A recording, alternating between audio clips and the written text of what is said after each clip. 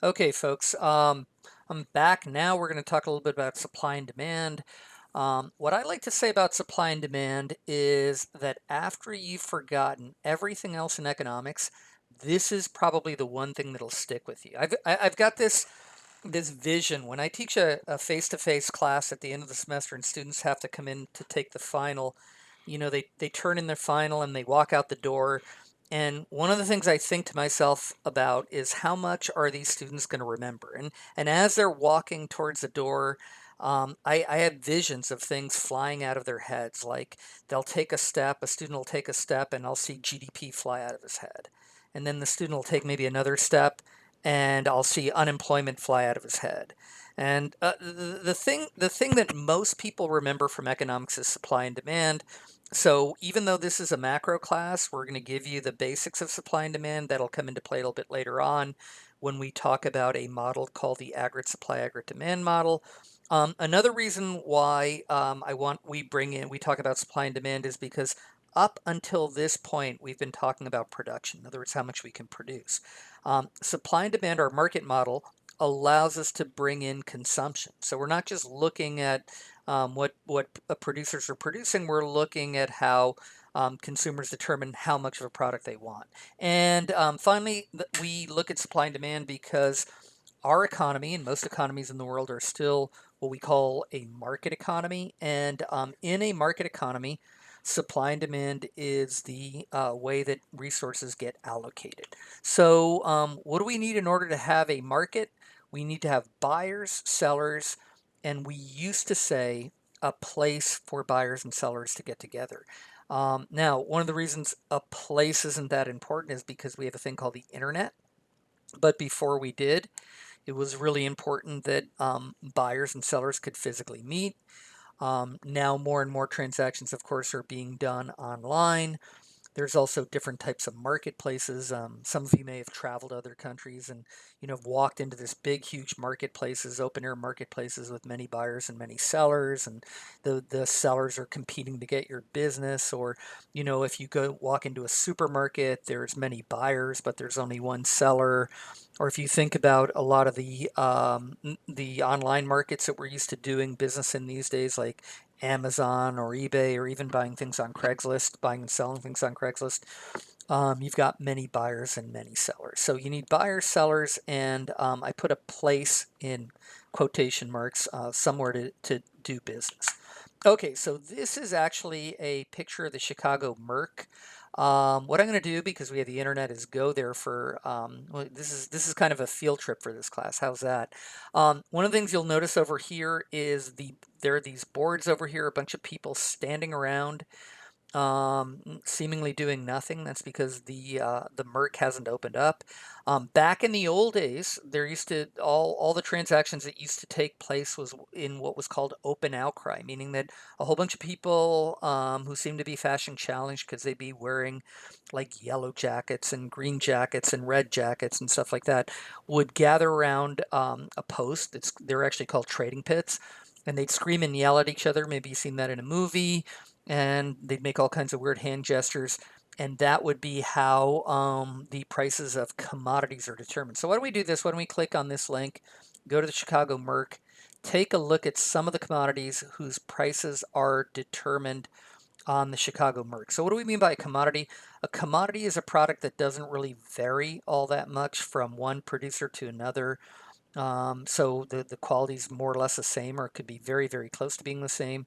And it's one that usually goes into the final products that we produce. So what we'll do is we'll go over here to the ag sector, agriculture, and we will take a look at some of the products. By the way, you're not going to be tested on this, but I want to show you how sophisticated our markets are. So the top products, these are not all the products, are things like corn futures, soybean futures, soybean oil futures, soybean meal futures, Chicago soft red wheat futures, Kansas City hard red wheat futures, live cattle, lean hogs, feeder cattle, class 3 milk, don't ask me what that is, Australian wheat FOB, free on board, Black Sea wheat, that's interesting, I haven't seen that one before, And one of the things you'll see over here is that you can buy a futures contract. So what is a futures contract? A futures contract is a way for a buyer or a seller to lock in a price on a commodity that that either is going to be available in the future or they're going to need to buy in the future. So if you were a farmer and you were growing, let's say, soybeans, you might buy a soybean future to protect you from a low price. If you were a buyer of soybeans, you might buy a soybean futures so that it would protect you from the price going up. So we're not even talking about the price of the product. We're talking about a futures contract. Now let's go, where were we? Back into trading. Let's go into the energy complex. All right, I want to show you how this is. We've got really sophisticated markets in the United States. Let's go into energy and take a look at what you can get in the energy sector. Okay, in the energy complex. So we've got crude oil futures. By the way, I want you to notice something over here. We're at the Chicago Merc, CME Group Chicago Merc, and you can buy a futures or an options contract. Options a little bit different from a future, but we won't get into that right now. You can buy a futures contract or an options contract or an option on a commodity whose price is determined on the NYMEX. So you go to Chicago to buy a futures or option on a commodity whose price is determined in New York. So you can buy crude oil futures, Henry Hub natural gas futures. If you're in the business of buying a lot of natural gas or maybe selling natural gas, you could buy a futures contract. RBOB, RB stands for reblended, OB stands for oxygen blended gasoline futures. So this is a refined product whose price is determined on the NYMEX. New York Harbor ULSD futures, that's also a refined product. By the way, I should mention there are some futures that are what are called physical delivery futures, meaning that if you buy those, you have to take physical delivery and do something with it. And then there's others that are what are called financial futures. So like you'll notice the one below that is Brent last day financial futures. That's for crude oil. So Brent is a place in the North Sea where a lot of crude oil is pumped out of the bottom of the ocean or below the bottom of the ocean.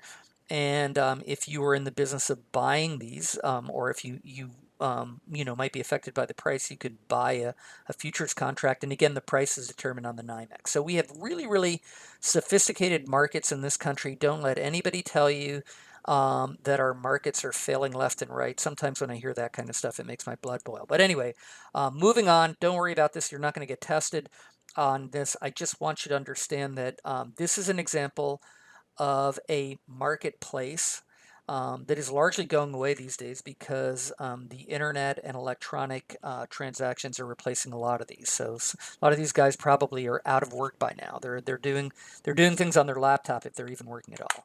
All right. So what are the assumptions we're going to make about our market?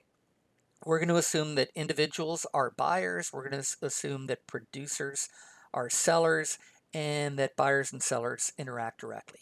Now, if you think about the kind of stuff that you buy, you'd say to yourself, wait a minute, I hardly ever interact with the producer of a product. I mean, most of the time, I'm buying things from somebody who bought it from somebody else, who bought it from somebody who made it, I realize that a lot of you might say, well, this doesn't make a lot of sense because this is not the kind of marketplace that I work in. Well, that may be, but we've got to start somewhere. So just bear with me. Make the assumption that you're a buyer and you're interacting directly with the seller of the product, who's also the person producing it. So there are no middlemen. And the first thing we're going to get into is our first law of demand. So we've got a bunch of notation up here on the very top. P stands for price. The arrow pointing towards the ceiling means that the price is going up. OF stands for other factors. We know that there are other things that could affect the price or the quantity demanded, I should say. But what we're doing is we're putting a sideways arrow above other factors. So what we're saying is that if the price goes up and we hold all other factors constant. That's what the sideways arrow above OF means. Then what we'd expect would happen would be quantity demanded would go down. So the only thing we're changing is the price. We know there's other things that could affect quantity demanded. We will discuss those a little bit later, but we're just looking at the first law of demand, which is looking at the relationship between price and quantity demanded. All right, so what are some of the assumptions that we make? One assumption is that buyers have choices. They consider their opportunity costs. If you bought anything today, you probably, without even realizing it, were considering the other things that maybe you could have bought when you made that purchase, right? I mean, if you walk into a store on a hot day and you choose to buy a bottle of water, it's because a bottle of water looked like a better deal than a bottle of Gatorade or a bottle of Coke or a sandwich or something like that. All right. Second thing, quantity demanded depends on the price. There's an inverse relationship between quantity demanded and price. That's all. This is basically in sentence form what the for all this notation says up here at the top. And then we invoke the ceteris paribus. Remember in the very beginning we talked about ceteris paribus means holding all other factors constant. Again, we know that there's other factors that could affect the quantity demanded, but what we're saying now is we're going to hold those factors constant and just focus on the price or change in price. All right, so what I've done over here is developed a demand curve. That's this thing over here in our graph. And in this particular instance, our demand curve comes from our demand schedule up here.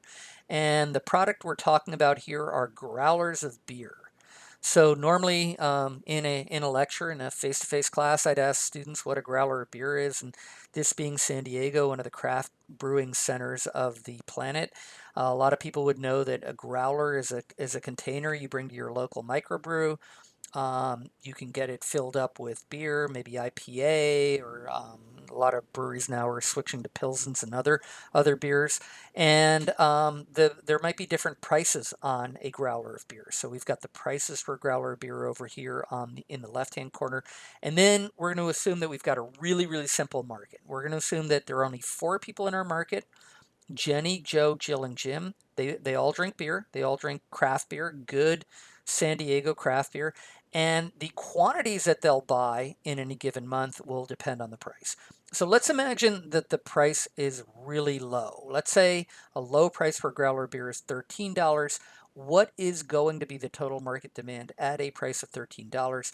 Well, according to our demand schedule, this thing up here, Jenny's going to buy 7 growlers, Joe's going to buy 37 growlers, Jill's going to buy 9, and Jim's going to buy 20.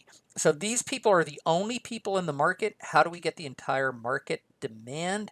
We're going to add up 7 plus 37 plus 9 plus 20, and we get 73. Okay, what are we going to do with that information? We're going to come down here to our demand curve, and the first thing I want to point out is the axes on the graph. So this is different from a production possibility frontier, which you saw a little while ago.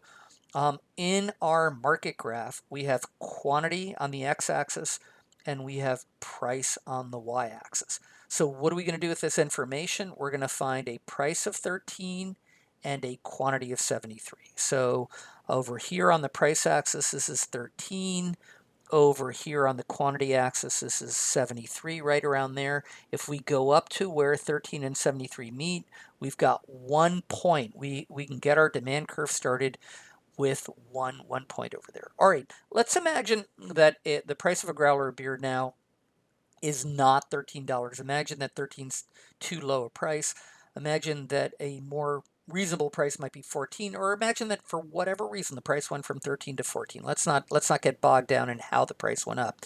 What is going to happen to our market demand at a price of 14? So to answer that question, we've got to go back to our demand schedule over here, and it says that at a price of 14, Jenny will buy 4, Joe will buy 20, Jill will buy 5, and Jim will buy 9. So again, if we add up 4 plus 20 plus 5 plus 9, what do we get? We get 38. So what are we going to do with that information? We're going to find 14 on the price axis. Remember, the y-axis, the vertical axis, is always the price axis, and the x-axis is the quantity axis. So if we find 14, a price of 14 on the vertical axis, and we find a quantity of 38. 38 would be like right there. And we see where 14 and 38 meet. We've got another point that we can use to get our demand curve going.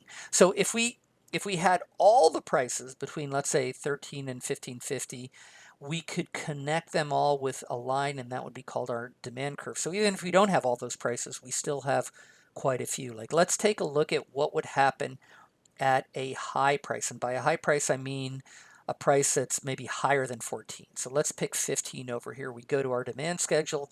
It says that at a price of 15, Jenny will buy 2 growlers, Joe will buy 9, Jill will buy 3, Jim will buy 3. So what is the entire market demand? If these are the only people in the market, what we're going to do is we're going to add up 2 and 9 and 3 and 3, and we're going to get 17. And with that information, we're going to find 17 on the quantity axis.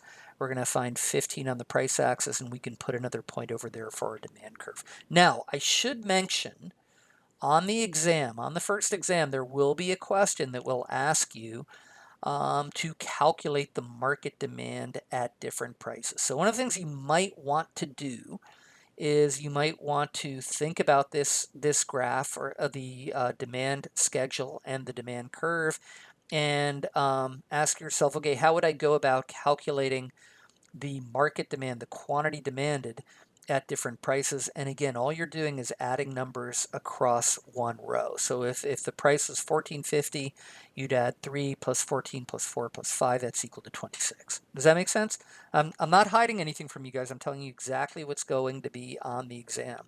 So keep that in mind, so when you come in to take the exam at the Academic Proctoring Center, you will remember how to answer this question.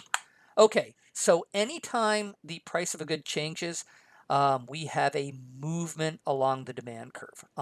In a moment, we will talk about things that can have an effect on the demand. But whenever the only thing that changes is the price of the good, we move along the demand curve. So imagine we start off over here at a price of 13.50. It looks like the quantity demanded might be, oops, let me go back. Looks like the quantity demanded might be something like 53 at a price of 53, 55 at a price of 13.50. And for whatever reason, doesn't matter why, let's not get bogged down in details, the price goes from 13.50 to 15. According to our first law of demand, as price goes up, quantity demanded goes up. So we move up the demand curve, and at a price of 15, the quantity might be something closer to, I don't know, 17 or 18. Or let's imagine that we start off at a price of 14.50, and maybe at 14.50 the quantity demanded is 25 or 26, and for whatever reason the price goes from 14.50 down to 13. Consumers like lower prices. If the first law of demand says that as price goes up, quantity demanded goes down, then as price goes down, quantity demanded goes up. So we slide down the demand curve this way, and we get to a quantity of 73. Does that make sense? So anytime the goods price changes, we move along the demand curve, if that's the only thing taking place. All right, let's talk a little bit about things that might affect the demand for beer other than the price. So let's talk a little bit about things like income and wealth. Later on, not in this lecture, but in the fourth lecture, we will get into whether or not goods are what we call normal goods or inferior goods. And those type of goods are affected by changes in people's income, actually even changes in wealth, if you want to get technical about that, but we won't. What's the difference between income and wealth? Why do we sometimes focus on this in economics? Income is money that people earn, and wealth is sort of the total of what you have. So, if you have accumulated a certain amount of, if you earned a lot of money and you didn't spend it all, you're probably adding to your net worth, your wealth.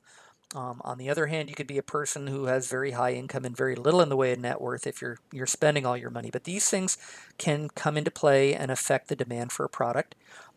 Taste, changes in taste. So a lot of you are probably too young to remember this, but there was a time in the United States, I'm going to go back to beer, when people just basically drank Bud Miller and Coors. That was it. I mean, those were the only beers. And, well, there was another one called Stroh's, and they kind of went out of business. And there was a time when I moved to San Diego that people who went into the craft beer business quickly lost lots of money and left. What's different now? People's taste in beer has changed. People in certain parts of the country, like San Diego and Portland and other places like that, have acquired a taste for hoppier beers with a lot more hops and a lot more flavor in it. And so this literal tasting changes is changing the landscape for beer. So if people, let's say, all of a sudden decide that beer isn't the cool thing anymore, maybe now that we're legalizing marijuana, they move to marijuana, then maybe that'll have an impact on the demand for beer as well. Changes in a demand side subsidy. What do we mean by a subsidy? A subsidy is when they pay you to do something. Usually that might come from the government. I'm not saying that the government will pay you to buy craft beer, but just imagine that they did. If, let's say, they gave you, I don't know, $1 for every growler you bought, what would that do to the demand? It would probably increase it. So that would might have an effect too on the quantity demanded. Beer and wine, the price of a substitute. Is wine a substitute for beer? I don't know, but let's imagine that it is, just for the sake of argument. Let's say you don't care whether you get drunk on beer or get drunk on wine. How would the price of wine affect the demand for beer? Well, if you don't care about what you get drunk on and the price of wine were to go down, you'd probably buy less beer. On the other hand, if the price of wine went up, and again, you don't care whether you drink wine or beer, then a higher price of wine might lead to a greater demand for beer. All right, what about the price of a compliment? So to me, pizza and beer are compliments. If I go out and go to a nice restaurant, like let's say Pizza Port, and I eat pizza, a picture of good craft beer goes really, really well with pizza, right? So what would happen if the price of pizza went down? Well, I'd be eating more pizza. So if I'm programmed to drink more beer, every time I sit down to eat pizza, I'm drinking beer, then the demand for beer would go down. On the other hand, if the price of pizza went up, let's say, then I'd probably eat less pizza, and therefore I would consume less beer. All right, let's say future prices. So this is usually in a face-to-face class. This is where I find out who the beer drinkers are. I'll ask, like, what happens to the price of beer on a beer holiday, right? We've got a beer holiday coming up in a couple weeks, right? 4th of July is a beer holiday. Labor Day is a beer holiday. Memorial Day is a beer holiday. So what happens to the price of beer, let's say at your local liquor store? It goes down. Why does it go down? Because all the brewers are competing for your dollar. They lower the price. They know you have more time to drink beer on a longer weekend. So if you going into a holiday, like let's say the 4th of July, know that the price of beer is going to go down. You're a beer drinker. You know the price of beer is going to go down. There are going to be all these specials. How is that going to affect your demand for beer today? Well, you'd probably buy less in anticipation of the price going down, right? You'd wait for the price to go down. On the other hand, if there was a reason for you to think the price might go up, like maybe Trump imposes a tariff on Canadian hops. Could that happen? Gosh, I think it could. Well, if you thought that the price of beer was going to go up because the price of hops, an ingredient that goes into beer, goes up, then maybe what you might want to do is you might want to buy a whole bunch of beer now before the price goes up. Do you see what I'm saying?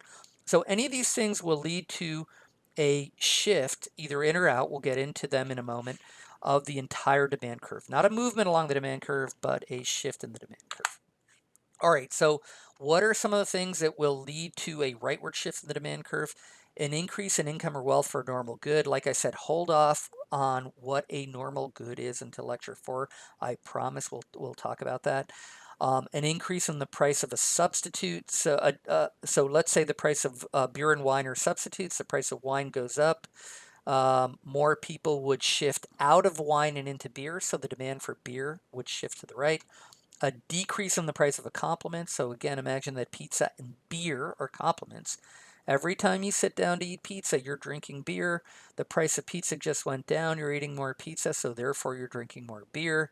Another thing would be an increase in the number of buyers. More people, unless they're all teetotalers, if more people move into the area, we're probably going to have some more beer drinkers. So the demand for beer should shift to the right. If you expect the price, if we all expect the price in the future to go up, we're going to demand more today. That's going to lead to a rightward shift. And if tastes shift towards that good, so if more people start drinking beer, then that'll lead to a rightward shift. All right, what about leftward shifts? A decrease in income or wealth for a normal good. Again, hold off on what a normal good is, but just suffice it to say that if beer is a normal good and people's income or wealth went down, then we'd expect the demand for beer to shift to the left.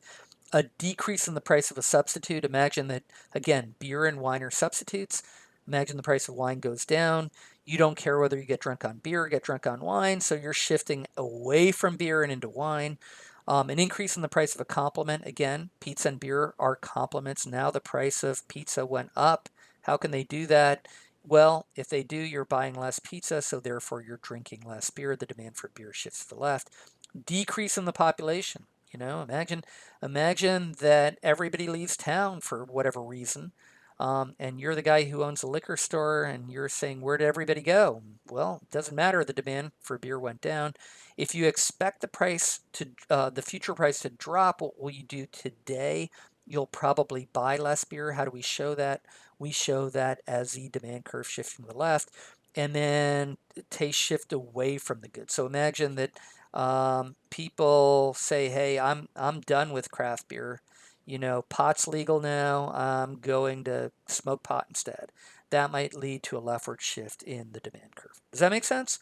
All right, so let's talk a little bit about differences between an increase in the quantity demanded, a decrease in quantity demanded, and an increase or a decrease in demand. So whenever the goods price goes down, we're saying we start off over here at P1.